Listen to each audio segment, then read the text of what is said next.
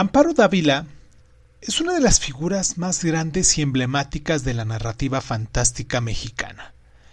En la actualidad, de hecho, es su decana, y su obra goza de reconocimiento general que no siempre tuvo en el pasado. Ya en el año 2015, por ejemplo, se convocó por primera vez al premio de cuento fantástico que lleva su nombre.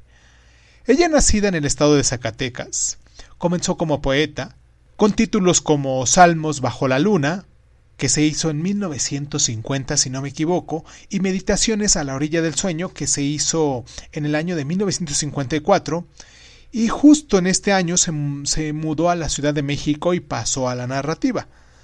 Su primer libro de cuentos, titulado Tiempo destrozado, apareció en 1959 y fue seguido por Música concreta, hecha en 1961, y Árboles petrificados, que se hizo en el 77, ganador del premio Villaurrutia, y también un cuarto volumen titulado Con los ojos abiertos, que se iba a publicar en los años 90, pero quedó inédito hasta la publicación del Todos sus cuentos reunidos, que se publicó en el año 2009.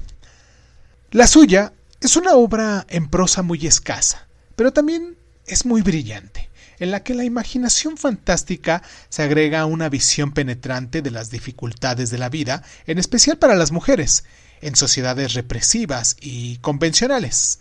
Hoy aquí en Crónica Lunares vamos a hablar de su cuento. Vamos a leer en voz alta su cuento titulado Moisés y Gaspar, en el cual es un cuento clásico de Amparo Dávila, por el modo en el que, más que proponer la revelación de algo extraordinario, muestra una situación en la que lo esencial es un oscurecimiento.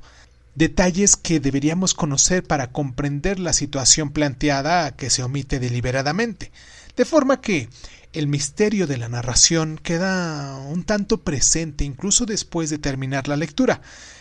Generaciones de lectores se han preguntado quiénes o qué son los personajes que dan título a este cuento. Claro, es un cuento tomado de su libro Tiempo destrozado. También hay dos cuentos que me gustaría mucho recomendar a continuación antes de empezar a leer este cuento. Uno de ellos titulado Después del almuerzo de Julio Cortázar y otro más titulado El pueblo blanco de Arthur Machen. Y ya que estamos en esto, también me gustaría recomendarles una novela de Cristina Rivera Garza que se titula La cresta de Ilión. Y pues sin más ni más, como les digo, esto es Crónica Lunares, yo soy Irving Sun, y qué tal si nos metemos ya de lleno a leer el cuento. Y pues nada, comenzamos. Cierra los ojos, cierra los ojos, cierra los ojos. Si escuchas que alguien se acerca, no temas, todo estará bien.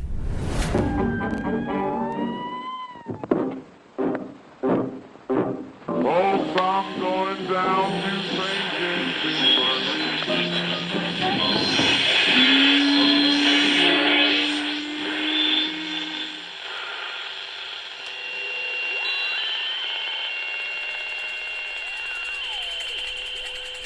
Estás escuchando Crónica Lunares, el lugar donde entra por tus oídos. Bienvenido. Moisés y Gaspar, Amparo Dávila. El tren llegó cerca de las 6 de la mañana de un día de noviembre húmedo y frío, y casi no se veía a causa de la niebla.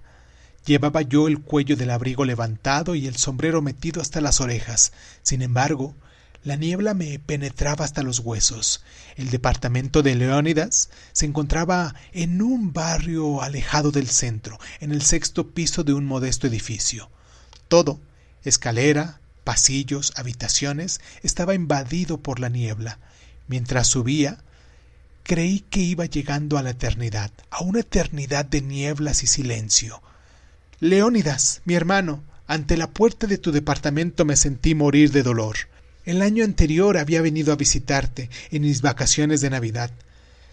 Cenaremos pavo, relleno de aceitunas y castañas, espumoso italiano y frutas secas. Me dijiste, radiante de alegría. Moisés, Gaspar, estamos de fiesta. Fueron días de fiesta todos. Bebimos mucho, platicamos de nuestros padres, de los pasteles de manzana, de las veladas junto al fuego, de la pipa del viejo, de su mirada cabizbaja y ausente que no podíamos olvidar, de los suéteres que mamá nos tejía para los inviernos, de aquella tía materna que enterraba todo su dinero y se moría de hambre, del profesor de matemáticas con sus cuellos muy almidonados y sus corbatas de moño, de las muchachas de la botica que llevábamos al cine los domingos, de aquellas películas que nunca veríamos, de los pañuelos llenos de lipstick que teníamos que tirar en algún basurero. En mi dolor olvidé pedir a la portera que me abriera el departamento de Leónidas. Tuve que despertarla. Subió medio dormida, arrastrando los pies. Ahí estaba Moisés y Gaspar, pero al verme huyeron despavoridos. La mujer dijo que les había llevado de comer 2 veces al día. Sin embargo, ellos me parecieron completamente trasijados. Fue horrible, señor Klaus. Con esos ojos lo vi, aquí en esta silla, como recostado sobre la mesa. Moisés y Gaspar estaban echados a sus pies. Al principio creí que todos dormían. Tan quietos que estaban, pero ya era muy tarde y el señor Leónidas se levantaba temprano y salía a comprar la comida para Moisés y Gaspar.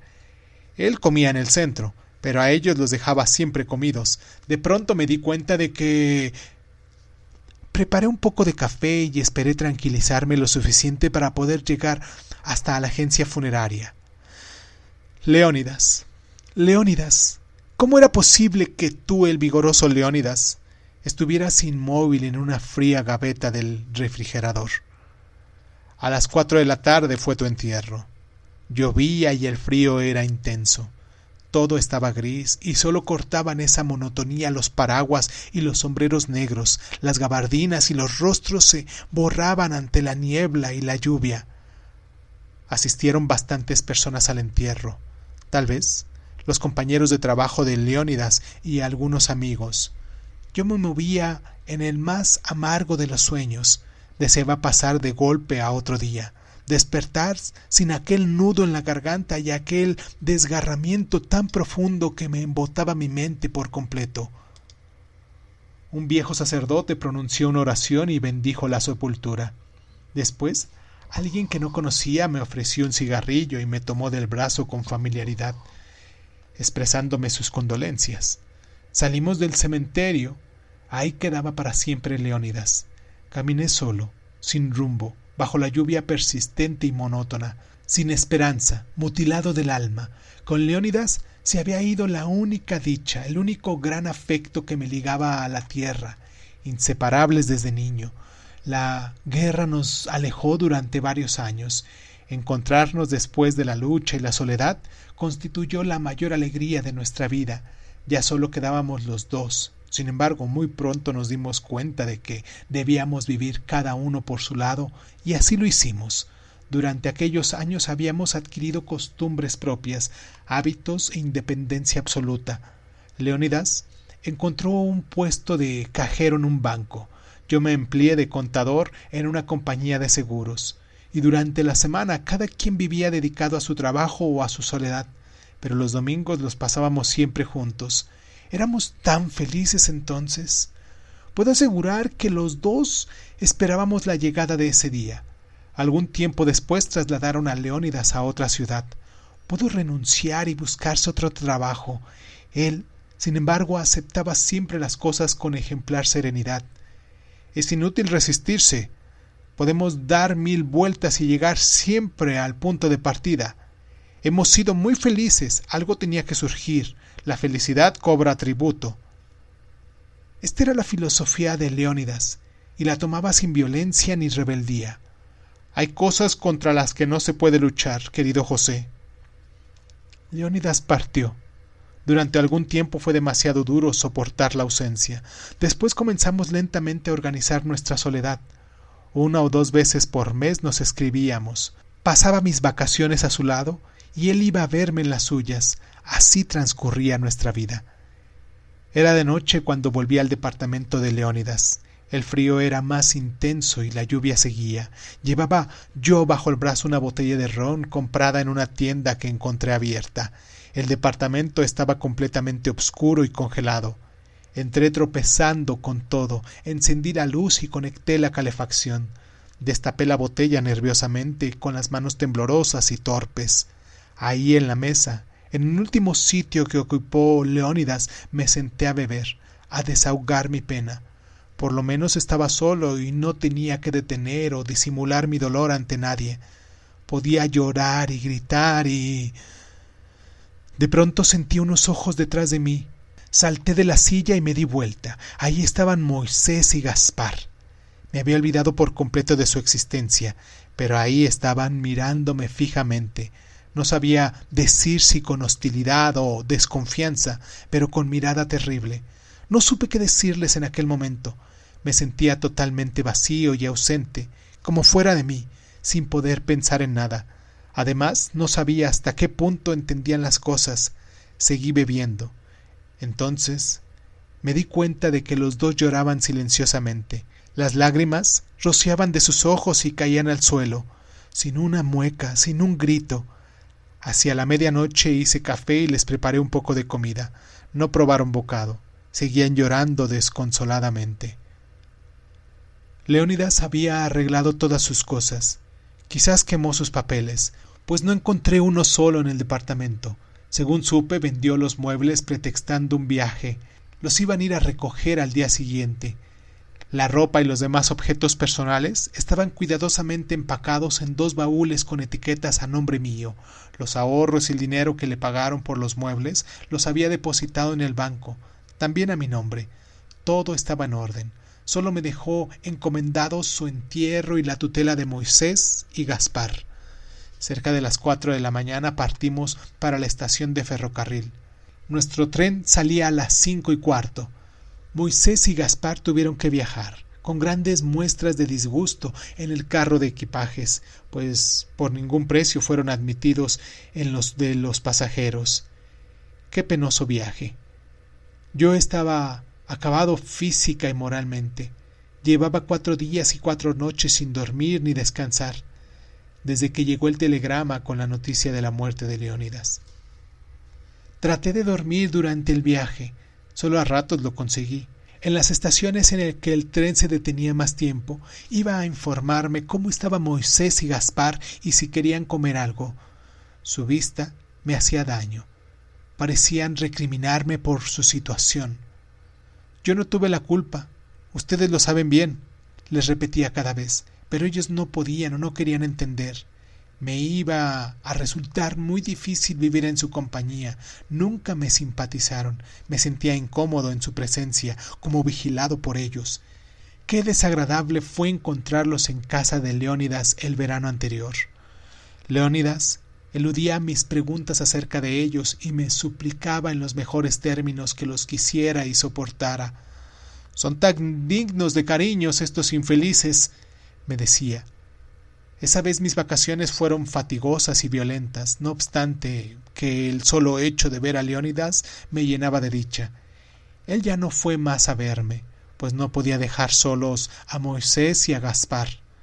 Al año siguiente, la última vez que estuve con Leónidas, todo transcurrió con normalidad. No me agradaba ni me agradaría nunca, pero no me causaba ya tanto malestar. Nunca supe cómo llegaron a vivir con Leónidas. Ahora estaban conmigo, por legado, por herencia de mi inolvidable Leónidas. Después de las 11 de la noche llegamos a mi casa.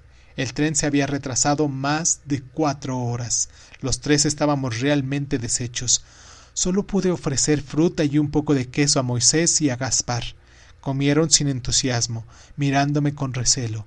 Les tiré unas mantas en la estancia para que durmieran. Yo me encerré en mi cuarto y tomé un narcótico. El día siguiente era domingo y eso me salvaba de ir a trabajar. Por otro lado, no hubiera podido hacerlo. Tenía la intención de dormir hasta la tarde, pero tan pronto como hubo luz, comencé a oír ruido. Eran ellos. Ya se habían levantado y caminaban de un lado a otro del departamento.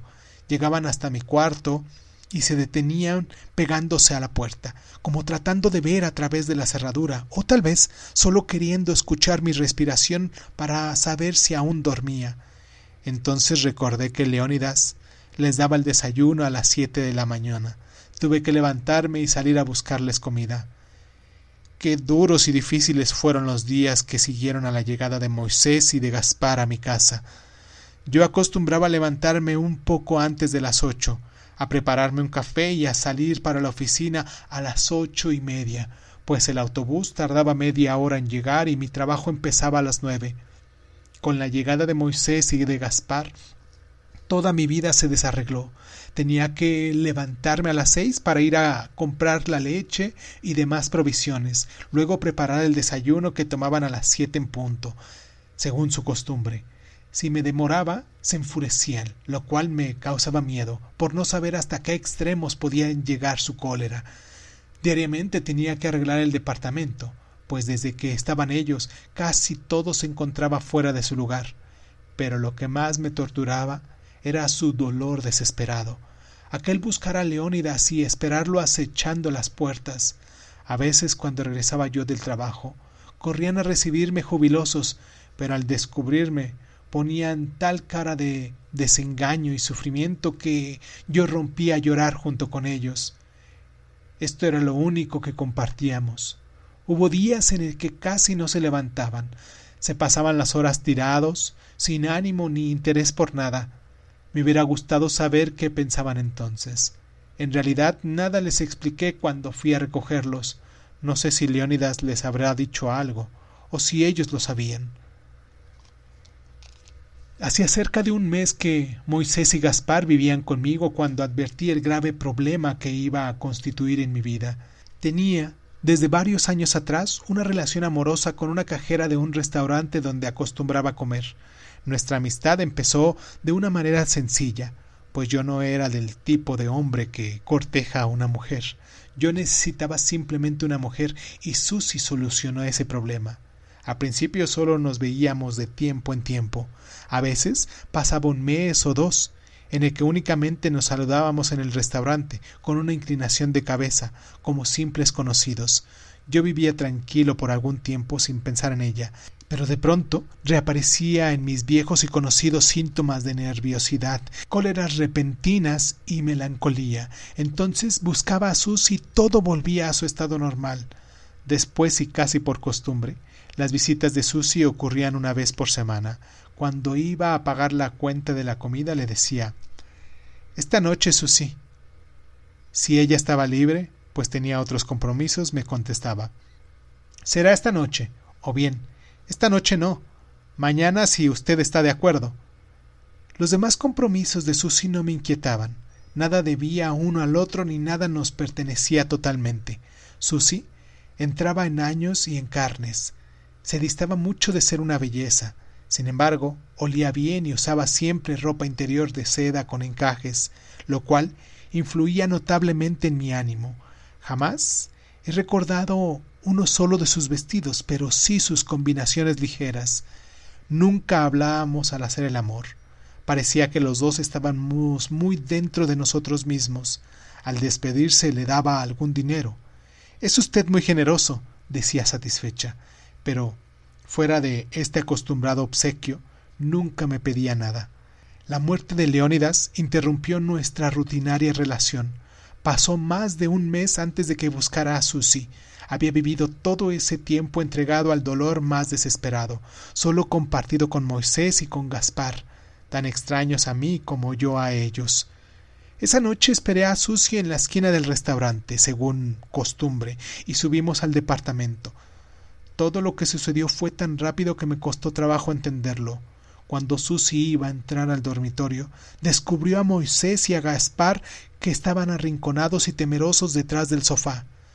Susi palideció de tal modo que creí que iba a desmayarse. Después gritó como una loca y se precipitó escaleras abajo. Corrí tras ella y me fue muy difícil calmarla. Después de aquel infortunado accidente, Susi no volvió más a mi departamento. Cuando quería verla, era preciso alquilar una habitación en cualquier hotel, lo cual desnivelaba mi presupuesto y me molestaba. Este incidente con Susie fue solo el principio de una serie de calamidades. «Señor Klaus», me dijo un día el portero del edificio, «todos los inquilinos han venido a quejarse por el insoportable ruido que se origina en su departamento tan pronto como usted sale para la oficina.